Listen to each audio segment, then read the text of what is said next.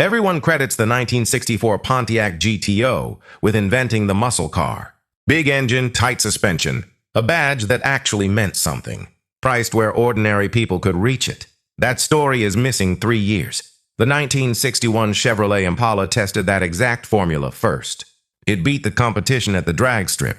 It inspired one of the greatest rock and roll songs ever written. And it proved there was a real market willing to pay for exactly this idea. History just handed the credit to a different car. Today we're counting down 20 facts about the 1961 Impala that most people, even hardcore Chevy fans, have never actually heard.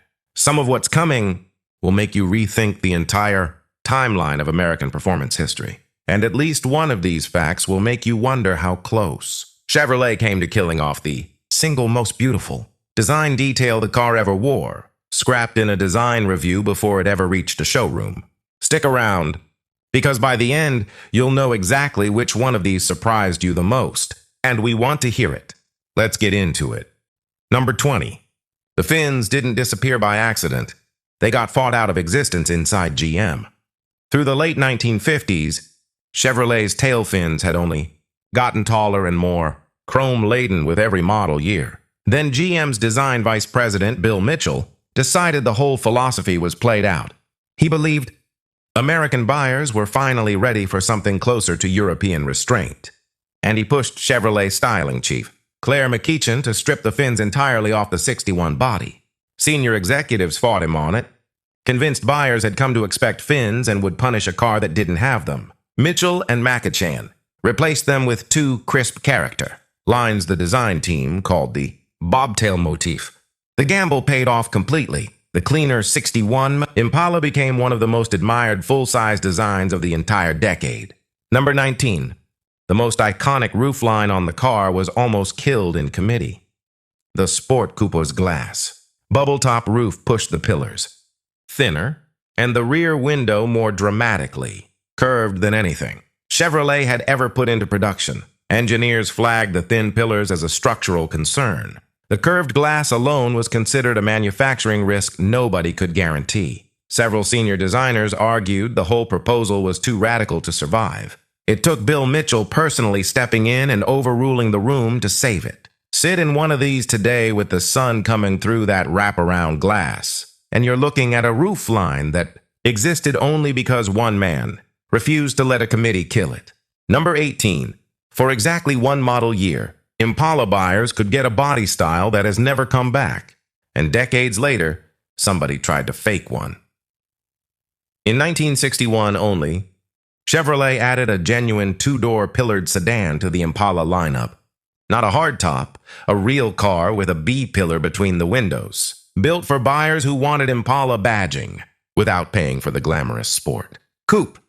Chevrolet built just 11,119 of them that year, making it, by the numbers, the single rarest body style the Impala nameplate ever wore. By 1962, it was gone completely, never to return on an Impala again. That rarity has a dark side, too. In 2023, one sold on the auction site bring a trailer for $44,409, dressed up with a full set of SS409 paperwork. A window sticker, a factory build sheet, even a story about racing at Pikes Peak. Researchers picked the documentation apart afterward. The data plate was mounted upside down. The window sticker listed options that didn't officially exist. Yet on that build date, and the SS package itself wasn't even available until months after the car supposedly left the factory. If you ever spot one of these at a car show, you're looking at either one of the rarest Chevrolets Detroit ever built, or somebody's very convincing fiction. Number 17. Chevrolet offered 24 different ways to configure the engine and transmission. And it wasn't just a slogan. The lineup started with a 135 horsepower, inline-six for buyers who just wanted a reliable family car. From there, it climbed through two versions of a 283 small block V8, then into a 348 cubic inch big block available in 7 separate states of tune, topping out at 350 horsepower. Cross that against 5 different transmission choices, and one platform could be built for a cautious commuter or handed straight to a teenage drag racer, with almost nothing shared between the two builds except the badge on the trunk. Which one would you have ordered, the quiet 6 or the loudest 348? Tell us below. So which of these has surprised you more so far? The fight over the fins, or the fact that one platform could be built 24 different ways? It only gets stranger from here. So which of these has surprised you more so far? The fight over the fins, or the fact that one platform could be built 24 different ways? It only gets stranger from here. Number 16, 1961. Quietly closed the book on one of Chevrolet's most glamorous nameplates and on the entire naming system around it. The Nomad name had debuted in 1955 as a flashy, pillarless two-door wagon that turned heads at auto shows. By the late 50s, it had drifted into a more conventional four-door wagon trim. Then right before the end, Chevrolet actually widened its reach for one final year, folding the 9-passenger Kingswood wagon name into Nomad, so every Impala trim wagon, 6-seat or 9-seat, wore the same badge for the first and only time. It didn't last. In 1962, Chevrolet scrapped its entire wagon naming system in a single stroke. Nomad, Parkwood, and Brookwood all vanished the same year, replaced by plain series names. Chevrolet built barely 26,000 Nomads in that final 1961 run, and the rarest configuration, the 9-passenger 6-cylinder version, numbered somewhere around 600 units total. Most buyers who drove home in a 61 Nomad that year had no idea they were buying both the high point and the final chapter of a naming convention in the exact same model year. Number 15. The Super Sport package cost $53.80, and it was the only year you could put it on a 4-door family sedan. Chevrolet announced the SS package in a press release dated less than 3 weeks before Christmas 1960. Under real competitive pressure from Pontiac, Ford, and Chrysler. Regular production option 240 added heavy-duty suspension, power brakes, a column-mounted tachometer, and SS badging, and critically, it was available on every Impala body style, including 4 doors. Starting in 1962, the SS badge was restricted to 2-door models only. 1961 remains the only year in Chevrolet history you could drive a full 4-door family sedan off the lot wearing complete Super Sport trim. Imagine explaining that to your neighbors. A station wagon adjacent. Family car with a 7,000 RPM tack on the column. Number 14, only 453 Impalas got the SS package that year, and just 142 of those got the engine that made them legendary. Out of nearly 491,000, Impala Chevrolet built in 1961, less than 0.1% carried the factory SS package. Inside that already tiny group, only 142 cars came fitted with the 409, an engine that wasn't even available until January. Well, after the model year had started, and one that came with strict conditions. Mandatory 4-speed manual, no automatic option, no air conditioning, and an 11.T5.1 compression ratio that demanded premium fuel just to survive daily use. Today, it's estimated fewer than 10 of those original 142 cars survive in any documented form. One of those survivors has sold at auction for just over $62,000. Haggerty's current price guide puts the average value of a 61 or 62 SS at roughly $69,000, and the single highest price ever paid for any 1961 Impala, any trim, any body style, sits at $300–500. Would you have signed up for a car that uncomfortable just to get that engine? 142 people did. Number 13. The engine that became a rock and roll legend started life as a truck engine. Bill Mitchell's design team got the glamour, but the engineering side had its own quiet origin story.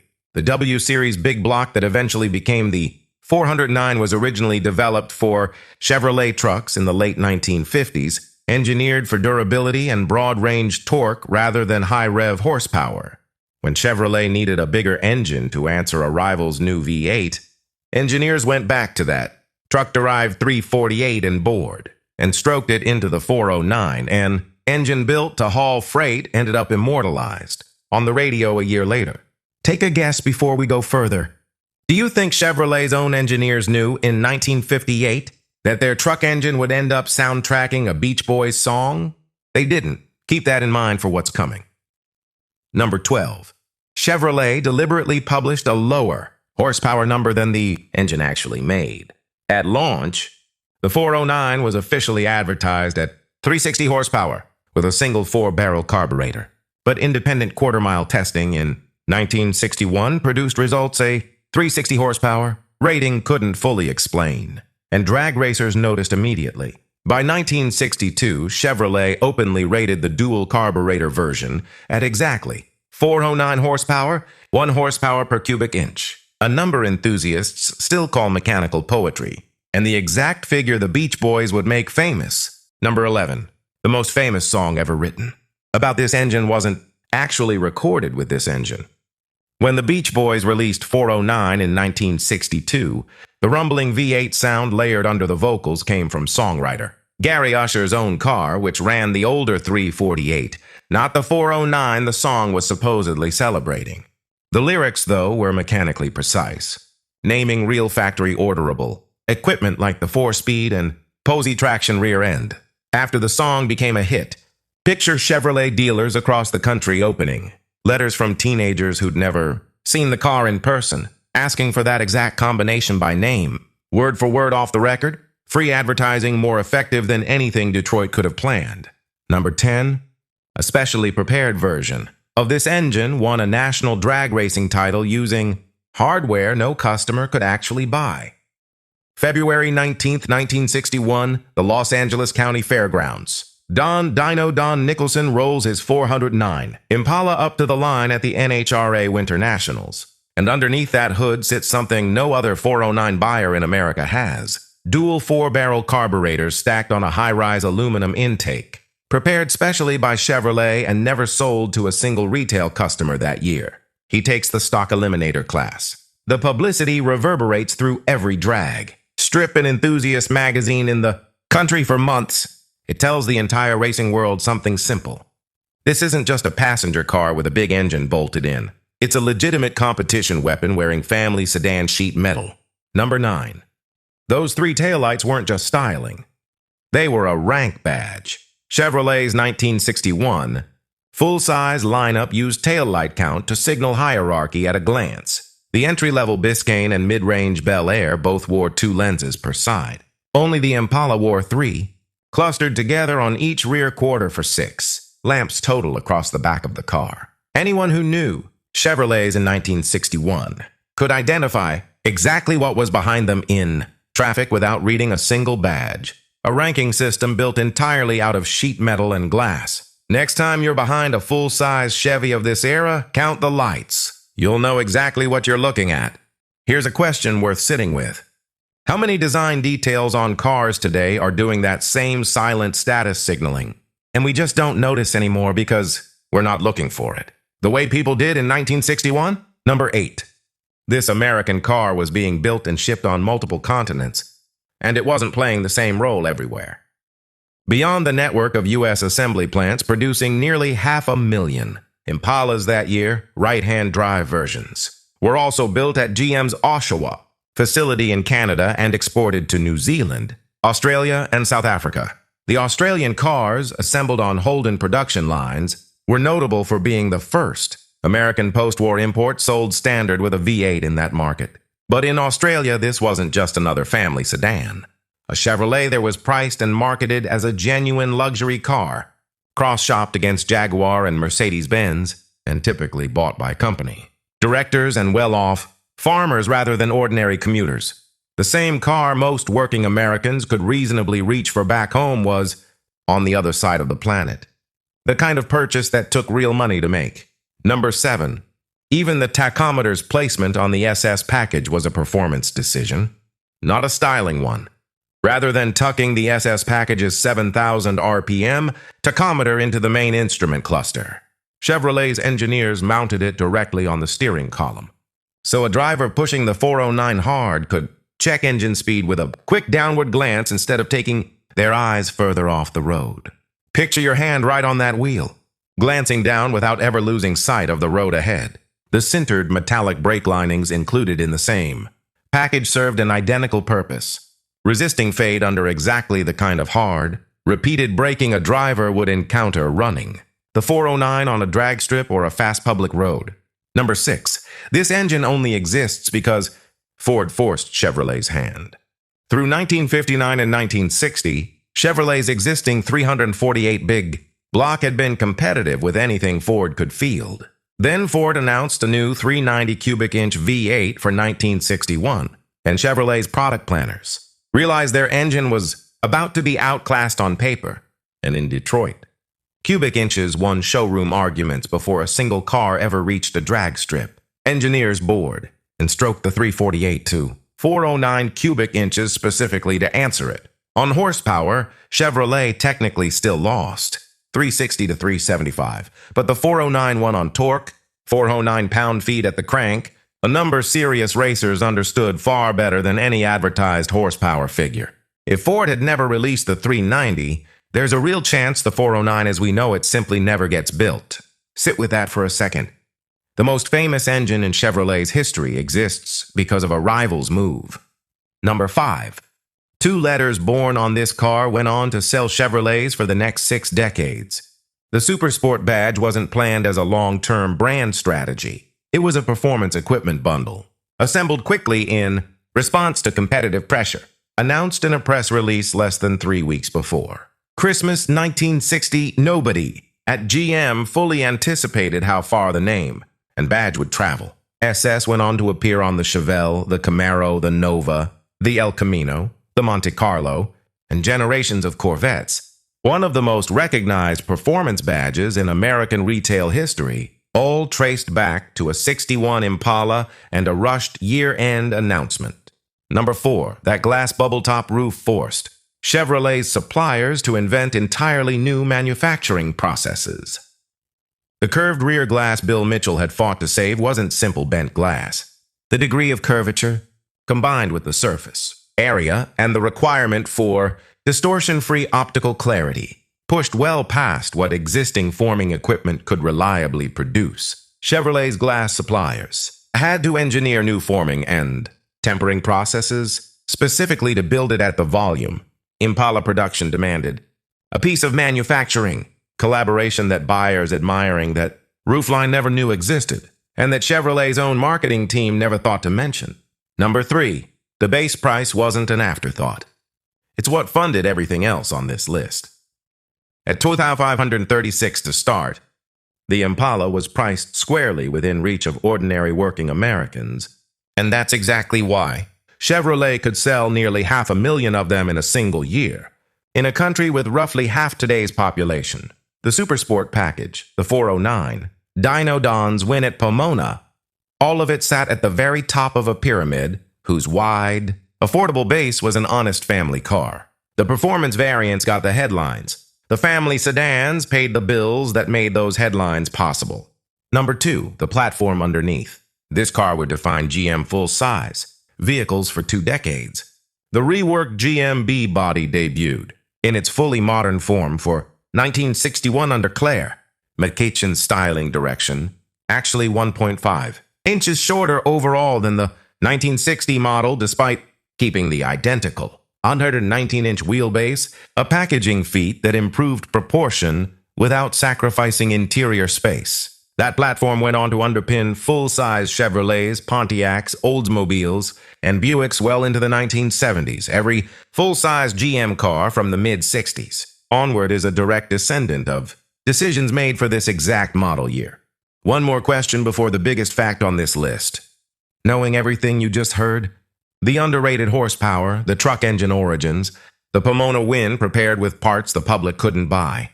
Do you still think the 1964 GTO was really first? Here's the case that it wasn't. Number 1, this car is the real reason the muscle car era exists.